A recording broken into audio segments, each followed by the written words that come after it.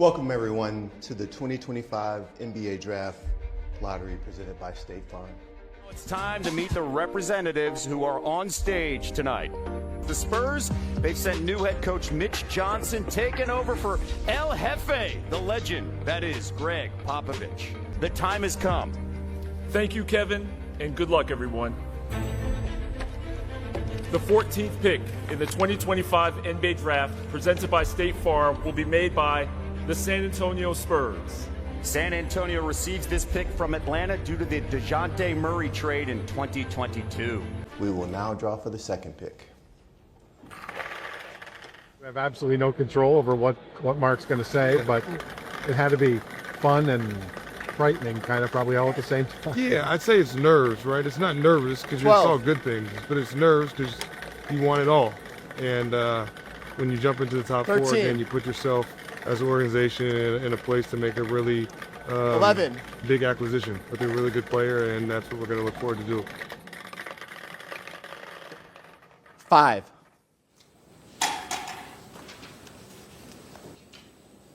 San Antonio. The second pick will be made by the San Antonio Spurs. Yeah, shock, excitement, you feel all the emotions. An incredible night. Super excited to get the word. We were excited about having 2 lottery picks in this draft. It's a deep draft. There's a lot of good players, a lot of dynamic, versatile, different type of players. And so I think our group is always going to do the due diligence and look at just 2 good young pieces to add to the group. And now obviously at 2, you get a little bit more pick the litter, and we'll be excited to get going on this. I mean, that's part of team building. You want the highest level talent you can and the highest character, and we think that there's good players in this draft that help us accomplish that, though. You know, we're excited to go forward. Great night for the organization, for the city, for the team. Spurs fans, we'll be working all day and night to make the best decision we can to continue to add talent to this team that you guys support. Love y'all. Hey YouTube, what's going on? Mark here. Happy Tuesday to all, and happy last cold front. No, I fucked up that intro. Happy Tuesday to all. Happy cold front finale, and best of all, happy Memorial Day / Coke 600 / Indy 500 weekend. So therefore, before we go into the Memorial Day double, decade the Motorsports Christmas, the Indy 500, the Coke 600, and of course Memorial Day, I first want to send a happy Greg Booty Biffle Sweet 16 to one of my best friends since January 2022, Mallory Eldridge. I hope you're having an awesome day, and congratulations on getting your license. But anyway, we're here to finally talk about, after all this time, the Spurs landing the number 2 pick in the 2025 NBA Draft. So where do we start? So everybody was projecting, the trend to continue, where the Spurs would, fall into shit and come out smelling like a bunch of roses and get the number 1 overall draft pick. And let's be honest, we probably know whoever was going to draw number 1, which sadly it was almost us. But sadly, it's Dallas. Unless Nico somehow finds a way to fuck this up the same way he fucked up somehow in most cases by sending Luka away to Los Angeles for a washed-up, injured, and old Anthony Davis, and passes up on him. There's no doubt in my mind that Dallas is going to select him, unless, Cooper pulls an Alex Sarr and decides, you know what, I don't want to work out for Dallas. I don't want to play with the Mavericks. So therefore, another team could pick me all they want. So therefore, it's still a 50% chance he still goes to the Spurs. But I have knowing the odds that are against us, and with the Mavericks, bearing Nico fucking this up or not, he did over the winter by giving away Luka. They were supposed to be their future star and their next great Maverick, which even to this day I still don't understand. I have my doubts, so therefore, but it's the NBA. Crazy things have happened, including in the draft, so you just never know what's going to happen next. So therefore, I know if we missed, if Nico actually doesn't fuck up and decides to pick him, I really hope we can get an athletic big, because I know it's more likely we're going to select Dylan Harper, the son of Chicago Bulls great Ron Harper. But, we just have too many guards. I mean, I guess Mitch, Brian Wright, Pop in the front office don't understand, even to this day, that we have too many guards. Is not what we're really looking for to help us get back to the promised land and begin to create another dynasty. We're slowly but surely building another dynasty, but in order to continue heading in that direction, we gotta draft a young athletic big. Wembanyama was a good start, but we need more than that. That's why I'm hoping we draft Ace Bailey or that Maximilian guy, whatever his name is, that was popped up on Facebook, that was, working out with Wembanyama in a random gym during a random time during this current production of season 4, Spring is in the Air, or 4th season of spring production. So that's what I'm hoping we go with, Ace Bailey, the Maximum guy, Maximilian, where the fuck his name is. I remember to insert, insert his picture or whatever graphic here. So therefore, that's what I think would be a perfect fit alongside Wembanyama. If we don't get Cooper, or if we don't get him, the Max guy, we get Ace Bailey. But our luck has been really, really good in the draft. Could lightning strike 4 times? Robinson, Duncan, Wembanyama, and the possibility of adding another young prospect star alongside Wembanyama, and of course Castle and Fox. Only time will tell.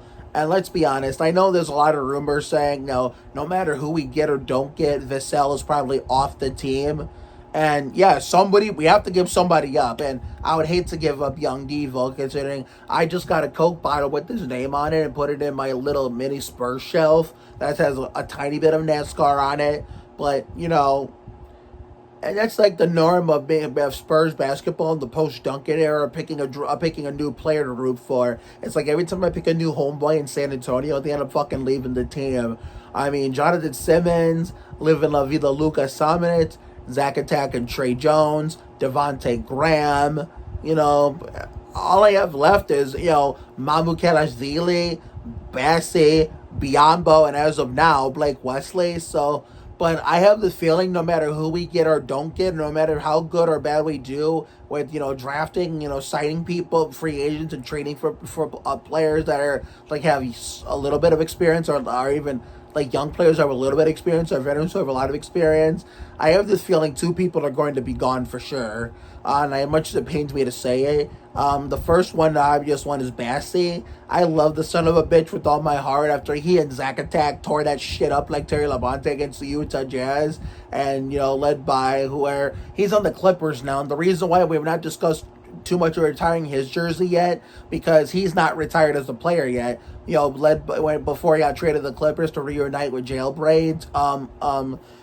Patty, when Patty was still in Utah, he was there with another former Spur who really had no business being a Spur because of how garbage he was. Drew shitbangs, when those 2 former Spurs were on the team, when one could actually do stuff with us, even in our post-Dynasty era, after Duncan, Parker, Ginobili retired, and the other one was straight up garbage and just slowed down the youth movement in San Antonio. Zach Attack and Bassi turned into Tim Duncan and David Robinson for one night and tore that shit up like Terry Labonte, and the Spurs came back from being down a big deficit to beat the Utah Jazz in San Antonio at SBC Center. And then I'm going to talk about the Spurs getting a new arena a few years, and eventually we're saying goodbye to SBC Center. That's going to be in a separate video. That's a story for another day, another video. But yeah, I know Bassi earned his way on my favorite current Spurs players list. But unfortunately, he just gets injured too often. That's why I didn't get to see him play the Cavs here in Ohio when the Spurs came to town. And I think he did come back. I think he did come back in time for the version in San Antonio where Harrison Barnes nearly won it for us at the buzzer, which would have been our only lead, being the final score, which would have given us a miraculous win.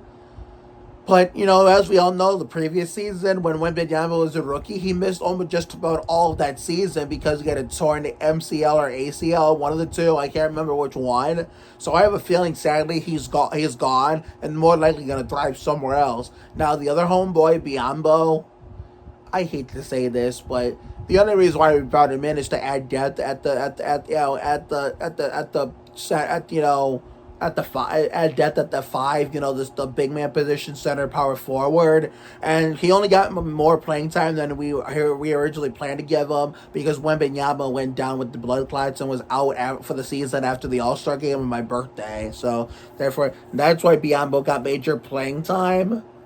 But I hope I'm wrong. I hope, because I hope that it's the case is that because he showed out in Wembanyama's absence, that he gets, I'm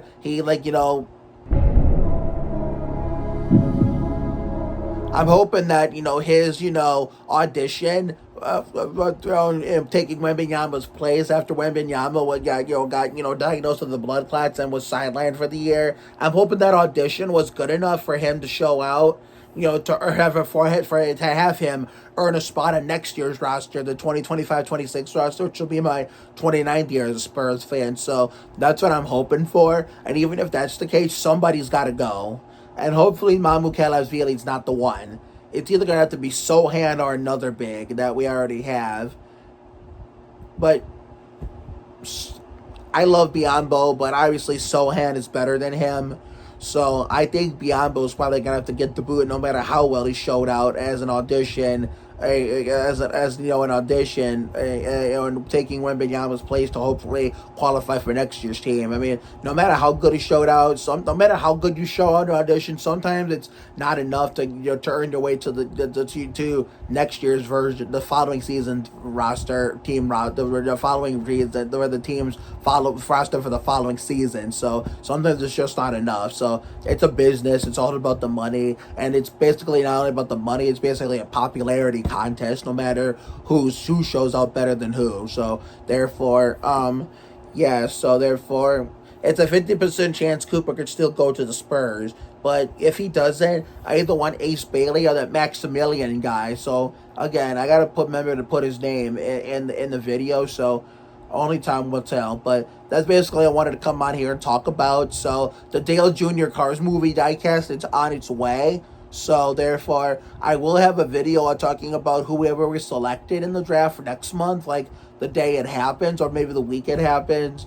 So therefore, the Junior diecast Cars movie diecast is scheduled to approximately arrive tonight at 9 p.m. So tomorrow, no matter what happens or not, we're gonna do the Easter haul video, and we're gonna put all the Easter gifts in their new homes at last, and finally have my dresser look spotless again. So have a good night tonight and a better day tomorrow. Take care, everyone. Good night. I will see you all for the next video, whenever that may be. So therefore, be on the lookout for the haul video, the Sandy Ridge Dunk Contest series when season 5 of Fun in the Sun starts. Some MIS videos during the Sirius Satellite Radio 400 on mine and Emily's, YouTube and TikTok. She finally has a phone and can use TikTok, YouTube, and Instagram on her own now. So I already shouted that out, so you don't have to look it up because we already did. So therefore, anything else I would like to say? Oh yeah, the F-Bomb and Babe comedy skit is hopefully going to be coming soon on May 31st, depending on what Amber says. So therefore, be on the lookout for the prank video that I planned on Easter that we didn't get to. So that was going to be an Easter special, but it's still going to happen as a regular prank video. And it's going to be a combination of a comedy skit and a prank video rolled up in one. Let's see here. We got something else in mind, too. The Spring is in the Air Season 4 finale will be May 30th, the day before the potential F-Bomb and Babe comedy skit. Fun in the Sun Season 5 starts on Sunday, June 1st. And then, let me see here.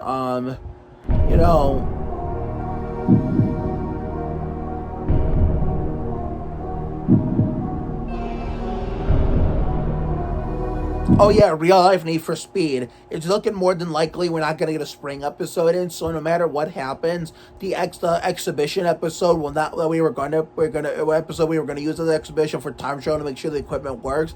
It'll be used as an exhibition still, but it's also going to count as official episode, so I figured, let's do the time trial episode as the first official episode when summer gets here. It just has to be, we don't have a timetable on when it's going to start, because now it's starting to get a little too late in the springtime to debut. do. So therefore, we'll just do it whenever we have time. Me and my friends in the happy place in Northeast Ohio have time to do it right after summer begins in a few weeks. So therefore, I will see you all for the next video, whenever that may be, which will most likely be the Easter Hall video tomorrow. See you later, everyone. Go Spurs, go Spurs, bitch. Oh mama, Wembenyama, swiper the fox, and hope possibly 50-50 chance in terms of 50, as far as for 50 is, which is a 50-50 chance. Capture the flag. Go Spurs, go!